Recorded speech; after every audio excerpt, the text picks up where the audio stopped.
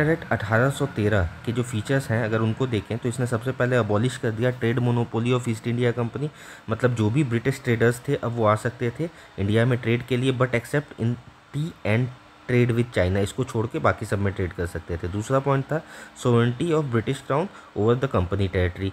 तीसरा पॉइंट क्या था कि क्रिश्चियन मिशनरी को अलाउ कर दिया टू स्प्रेड देयर रिलीजन। चौथा पॉइंट था कि वेस्टर्न एजुकेशन को बढ़ावा देने के लिए इन्होंने कहा कि ब्रिटिश टेरिटरी में वेस्टर्न एजुकेशन को बढ़ावा दीजिए। पांचवा जो था कि जो लोकल ईस्ट इंडिया गवर्नमेंट थी उसको impose tax on the persons के लिए भी अलाउ कर दिया। अब अगर हम इसका ट्रिक देखें, निमोनिक देखें, तो याद रखना है 1813 में आए 5 मेहमान।